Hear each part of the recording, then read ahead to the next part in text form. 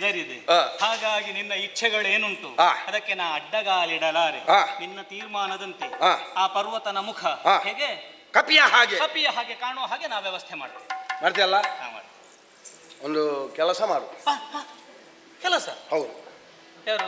ನೀನು ಸ್ವಯಂವರಕ್ಕೆ ಬರುದು ಬೇಡ. ನೀನು ಇಲ್ಲಿದ್ದು ನಾವು ಈಗ ನೂತನ ವಧುವರರು ಬರ್ತೇವೆ. ನಾನು ಅವನಲ್ಲಿ ಹೇಳಿದ್ದೇನೆ, ಮೊದಲೇ ಹೇಳಿದ್ದೇನೆ, ನನಗೆ ಒಮ್ಮೆ ಅಜ್ಜನಲ್ಲಿ ಹೋಗಿ ಆಶೀರ್ವಾದ ತಗೊಳ್ಳಿಕ್ಕೆ ಉಂಟು ಅಂತ ಹೇಳಿದ್ದೇನೆ. ನಾವು ಬರುವಾಗ ಒಂದು ಫಲಕ ಬರ್ದಾಗ ಹೇಗೆ ನೂತನ ವಧುವರರಿಗೆ ಶುಭ ಹಾರೈಸುವ ವೈಕುಂಠ ಲೋಕದ ಸರ್ವ ಸದಸ್ಯರು ನಾ ಬರೆಸುವ ವ್ಯವಸ್ಥೆ ಮಾಡಬೇಕು ಅಂತ ಆಡುವುದಲ್ವ? ಮಾಡಿಸು.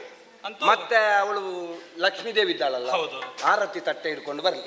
ನೀನೊಂದು 4 ಕಾಳು ಅಕ್ಕಿ ಹಿಡ್ಕೊ ಕೈಯಲ್ಲಿ, ಬೇಕಾಗ್ತದೆ. ಯಾಕಂದ್ರೆ ನಾರದನ ತಲೆಗೆ ಹಾಕ್ಲಿಕ್ಕೆ ಬೇಕು. ಆಯ್ತಾ? ನಾರದ ಅರ್ಥ ಆಯ್ತು. ಶ್ರೀಹರಿಯ ಮಂಗಳ ಮಂತ್ರಾಕ್ಷತೆಯೊಂದಿಗೆ ನಾರದನ ವಿವಾಹ. ಹೌದು. ನೀ ಹೇಳಿದ್ದಿ ನೀ ಅಲ್ಲಿಗೆ ಬರ್ಬೇಡ ಅಂತ. ಹೌದು. ನಾ ಬಾರದೆ ಮದುವೆ ಆಗುತ್ತದ ನಾರದ?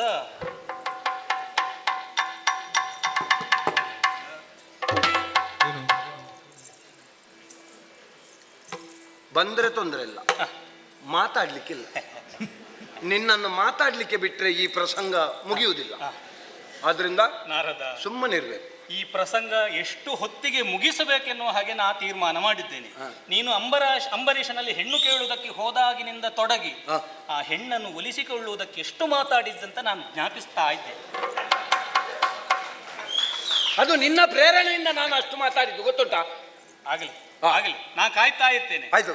ನನಗೆ ಕಲ್ಯಾಣಕಾರಕನಾದಂತಹ ನಾನು ಅಲ್ಲಿಗೆ ಬರಲೇಬೇಕು. ನಮಗೆ ಮದುವೆ ಆದ್ಮೇಲೆ ಒಮ್ಮೆ ವೈಕುಂಠಕ್ಕೆ ವಿಹಾರಕ್ಕೆ ಅಂತ ಬರ್ಲಿಕ್ಕೆ ಉಂಟು. ಅದಕ್ಕೆ ನಿನಗೊಂದು ವಿಮಾನದ ವ್ಯವಸ್ಥೆ ನಾ ಮಾಡಿ. ವಿಮಾನ ಬೇಡ. ಯಾಕೆ ಬೇಡ? ವಿಮಾನದ್ದೆಲ್ಲ ಈಗ ಪೂರ್ತಿ ನಂಬಲಿಕ್ಕೆ ಆಗುದಿಲ್ಲ. ನಾವು ಹೋಗದಿದ್ರೆ ನಿನ್ನ ಅವೈದಾನಲ್ಲ ಗರುಡ ಆಗ್ಲಿ ಲೀಲಾ ವಿನೋದಿಯಂತಾಗಲೇನೆ ಮುನಿ ತೆರಳಿ ಮಾಲಲೆನೆ ಆಣ್ಮನೋ ಭಜಿಸಿ ಮೇಣ್ ಪರ್ವತೋ ಬೋಧ ಮಾಧವ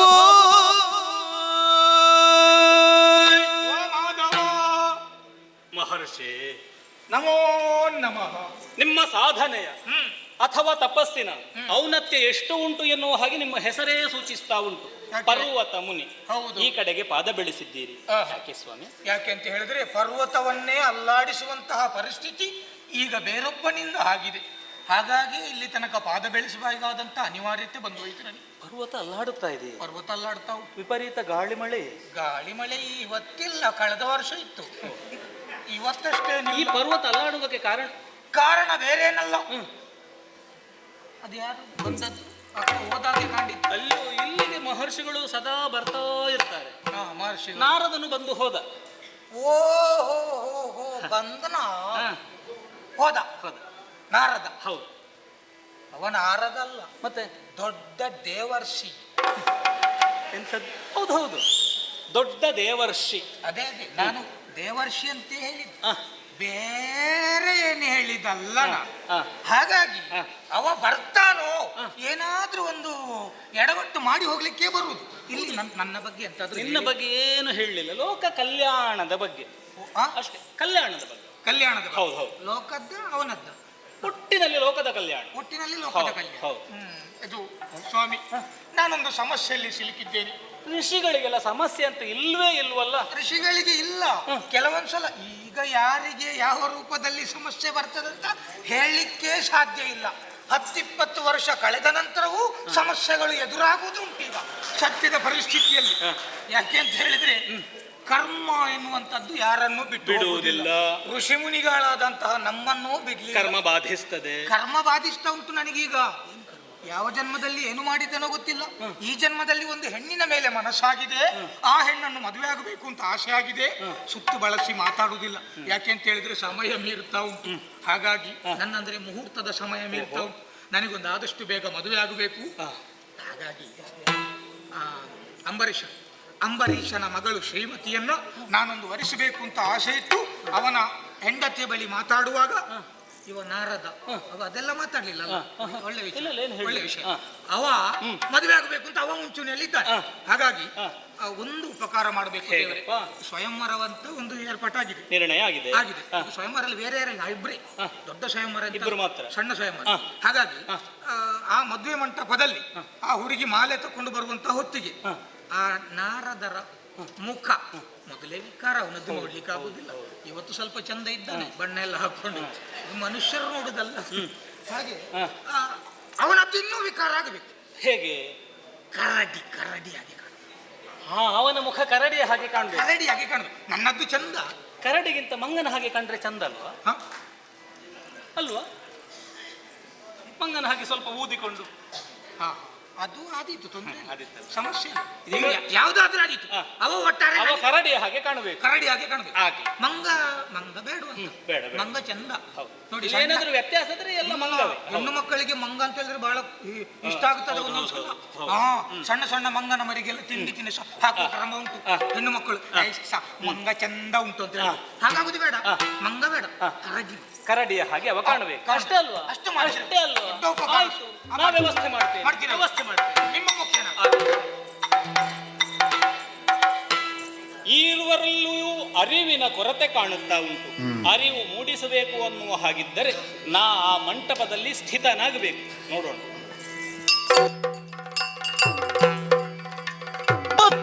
ಬದ್ಧತೆಯುಳ್ದಾಗಿಯೂ ಮನ ಶುದ್ಧಿಯೊಳೈ ತಂದು ದೇವ ಮಂದಿರದೆಡೆಗೂ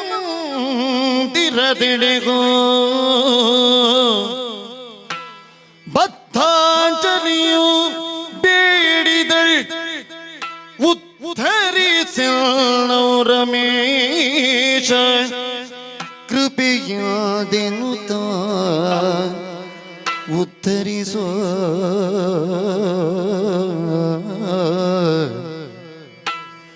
ಏಕೆ ನಿರ್ದಯನಾದಿ ನೀನಿಂತು ಶ್ರೀನಿಧಿ ನೂಕುತಿಗೆಯ ಋಷಿಯ ಶ್ರಮಕ್ಕೆ. ಹೌದು ಸ್ವಾಮಿ, ಏಕೆ ನಿರ್ದಯನಾದಿ ನೀನ್ಯೋತು ಶ್ರೀನಿಧಿ ನೂಕುತಿಗೆಯೋ ಋಷಿಯ ಶ್ರಮಕ್ಕೆ. ಬೇಕು ನೀನೆಲ್ದು ನೋಪಿಯನು ತರೆನಗೀಗ. ಬೇಕು ನೀನೆಲ್ದು ನೋಪಿಯನು ತರೆನಗೀಗ. ಏನಿದು ಸ್ವಾಮಿ? ಶೋಕವೇ ಫಲವಾಗ ಭಗುತಿ ಕೃಪಾಪುದಿ.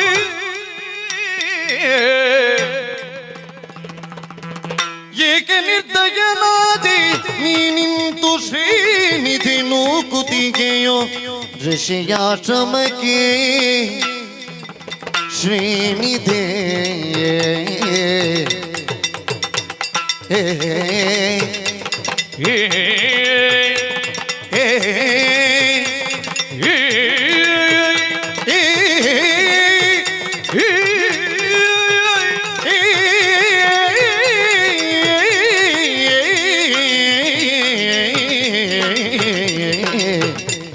ದೇವ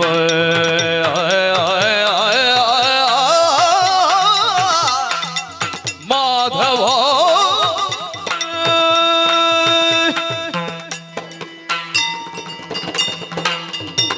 ಶ್ರೀನಿಧಿ. ಶ್ರೀಹರಿ, ನನ್ನ ಮನದ ಭಾವನೆ ಏನೆನ್ನುವುದನ್ನು ಅರ್ಥವಿಸಿಕೊಳ್ಳದೆ ಹೋದೆಯ. ಎಳವೆಯಿಂದಲೇ ಶ್ರೀಹರಿಯ ಜ್ಞಾನವನ್ನು ಮಾಡುತ್ತಾ ಶ್ರೀಹರಿಯ ನಾಮಚರಿತಾಮೃತಗಳನ್ನು ಕೇಳುತ್ತಾ ಬೆಳೆದವಳು ನಾನು. ಬೆಳೆಯುತ್ತಾ ಬೆಳೆಯುತ್ತಾ ನನ್ನ ಜೀವನದಲ್ಲಿ ಮದುವೆ ಎನ್ನುವಂತಹ ಸಂಸ್ಕಾರ ಆಗುವುದೇ ಅಹುದಾಗಿದ್ದಲ್ಲಿ ಅದು ನಿನ್ನೊಂದಿಗೆ ಬಿಟ್ಟು ಬೇರೆ ಯಾರೊಂದಿಗೂ ಇಲ್ಲ ಎನ್ನುವ ಹಾಗೆ ತೀರ್ಮಾನಿಸಿಕೊಂಡವಳು ಪ್ರಭು. ನನ್ನ ಮನವೆನ್ನುವ ಮಾನಸ ಸರೋವರದಲ್ಲಿ ಶ್ರೀಹರಿ ಎನ್ನುವಂತಹ ಅರವಿಂದ ಅರಳುವುದಕ್ಕೆ ಅವಕಾಶವೇ ಹೊರತು ಇತರ ಯಾವುದೇ ಕಾಡ ಹೂವುಗಳಿಗಿಲ್ಲ. ಆದರೆ ನನ್ನ ಜೀವನದಲ್ಲಿ ನಾನು ಊಹಿಸಿದ ಶ್ರೀಹರಿಯನ್ನು ಮದುವೆಯಾಗುವಂತಹ ಯೋಗವೇ ನನ್ನಿಂದ ಕಳೆದು ಹೋಗುತ್ತದೆ ಎನ್ನುವ ಹಾಗೆ ನನಗಿಂದು ಭಾವಿಸುತ್ತಾ ಇದ್ದೇನೆ ಪ್ರಭು. ನಿನ್ನನ್ನೇ ವರಿಸಬೇಕೆನ್ನುವಂತಹ ನನ್ನ ಆಶಾ ಗೋಪುರ ಕುಸಿದು ನುಚ್ಚು ನೂರಾಗಿ ಹೋಗುತ್ತಿದೆ. ನನ್ನ ಆಸೆಯಂತೆಯೇ ನನ್ನ ತಂದೆ ತಾಯಂದಿರು ನಿನಗೆ ಕೊಟ್ಟು ನನ್ನನ್ನು ಮದುವೆ ಮಾಡುತ್ತಾರೆ ಎನ್ನುವ ಹಾಗೆ ಭಾವಿಸಿಕೊಂಡಿದ್ದೆ. ಆದರೆ ತಂದೆಯು ನಾರದ ಮುನಿಗಳಿಗೆ ನನ್ನನ್ನು ಮದುವೆ ಮಾಡಿಕೊಡುತ್ತೇನೆ ಎನ್ನುವ ಹಾಗೆ ಮಾತು ಕೊಟ್ಟಿದ್ದಾರಂತೆ. ಇತ್ತ ನನ್ನ ತಾಯಿ ಪರ್ವತ ಮುನಿಗಳಿಗೆ ನನ್ನನ್ನು ಮದುವೆ ಮಾಡಿಕೊಡುತ್ತಾರೆ ಎನ್ನುವ ಹಾಗೆ ಭಾಷೆಯನ್ನಿತ್ತಿದ್ದಾರೆ.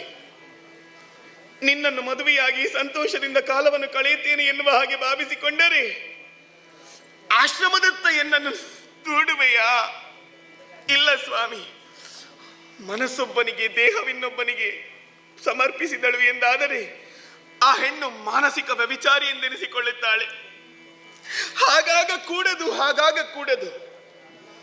ನನ್ನ ಮನಸ್ಸು ನನ್ನ ದೇಹವೆನ್ನುವುದು ನಿನಗೆ ಸಮರ್ಪಣೆ. ಹಾಗಾದರೆ ಸ್ವಯಂವರದ ವೇಳೆ ಯಾರನ್ನು ಮದುವೆಯಾಗುತ್ತೇನೆಯೋ ಎನ್ನುವ ಹಾಗೆ ಹೇಳುವುದಕ್ಕೆ ಸಾಧ್ಯವಿಲ್ಲ. ನಿನ್ನನ್ನು ಬಿಟ್ಟು ಈ ಪ್ರಪಂಚದಲ್ಲಿ ಬಾಳುವಂತಹ ಶಕ್ತಿಯು ನನಗಿಲ್ಲ. ಆ ಕಾರಣದಿಂದಾಗಿ ನಿನ್ನನ್ನು ಭಜಿಸಬೇಕು ಎನ್ನುವಂತಹ ಉದ್ದೇಶದಿಂದ ನಿನ್ನ ಮಂದಿರಕ್ಕಾಗಿ ಬಂದಿದ್ದೇನೆ.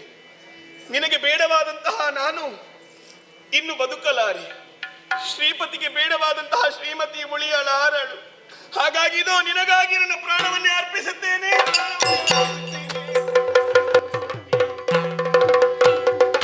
ಭಜಕರಿ ಕರಿ ಸುಲಭನು ತಾನೆನೆ ಪಂಕಜದಳ ಲೋಚನ ಮೈದೋರಿ ನಿಜ ಶರಣಿಯ ಪಿಡಿದೆತ್ತುದ ನಿಜ ಶರಣಿಯ ಪಿಡಿದೆತ್ತು ತುರಿದ ಮೋರಿಜ ಮುಗಿ ದ್ಯೂತಿಸ ಬೀಡಿಲ್ ಮನದಿ ಭಜಕರಿ ಗದಿ ಸುಲಭನು ತಾನೆನೆ ಪಂಕಜದಳ ಲೋಚನ ಮೈದೋರಿ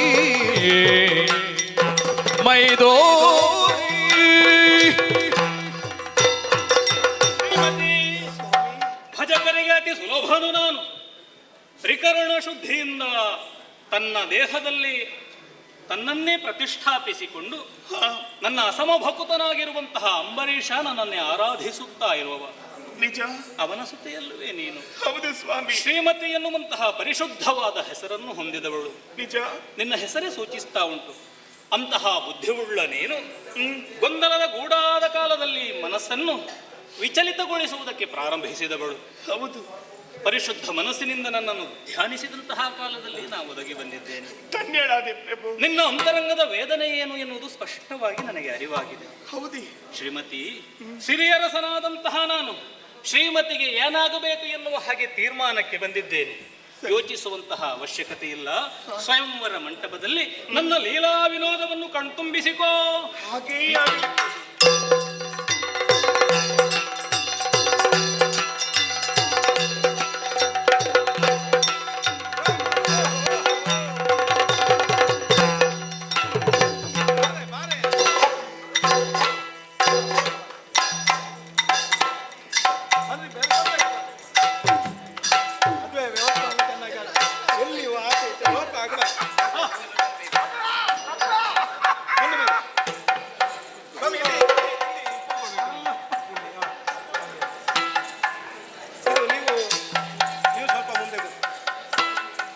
ಸ್ವಾಮಿ,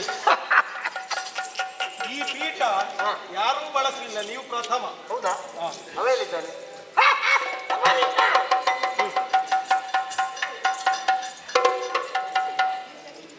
ಅವನ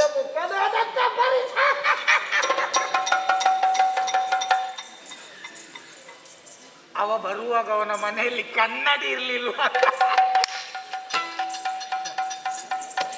ನಮ್ಮ ಮನೆಯಲ್ಲಿ ಸ್ವಾಮಿ, ನಾನು ಬರುವಾಗ ದಾರಿಯಲ್ಲಿ ಒಂದು ನೋಡಿ, ಅಲ್ಲ ಈಗ ಸ್ವಯಂವರವನ್ನು ಸಣ್ಣ ಜಾತಿಯ ನಾಯಿ ಹ, ಮುಸುಡು ಬುದ್ಧಿದ ಹಾಗೆ.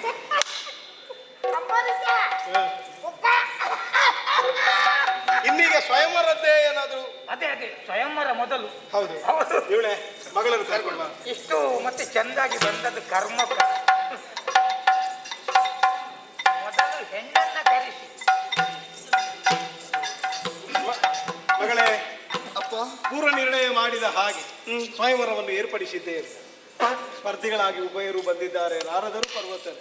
ಸರಿ. ಇಂತಿರುವ ಸಭೆಯಲ್ಲಿ ನಿನಗೆ ಮನಸ್ಸಿಗೆ ಹಿತ ಆಗುವಂತವನನ್ನು ಈ ಹೂವಿನ ಮಾಲೆಯನ್ನು ಹಾಕುವ ಮೂಲಕವಾಗಿ ಆಯ್ದುಕೋ. ನಿನ್ನ ಬದುಕಿನ ಭವ್ಯತೆಯನ್ನು ನೀನೇ ಸಾಧಿಸಿಕೋ. ಶುಭವಾಗಿ ಆಗಲಪ್ಪ.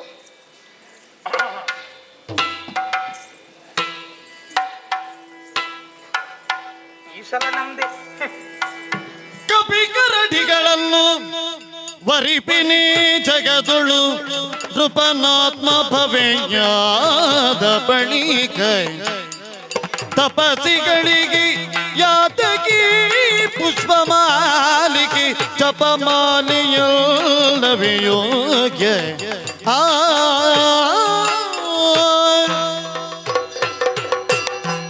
ನನ್ನ ಸ್ವಯಂವರವಿದು.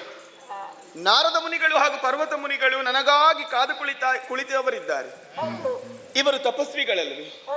ಇವರಿಗೆ ಮದುವೆ ಎನ್ನುವಂತಹ ಸಂಸ್ಕಾರ ಬೇಕೇ?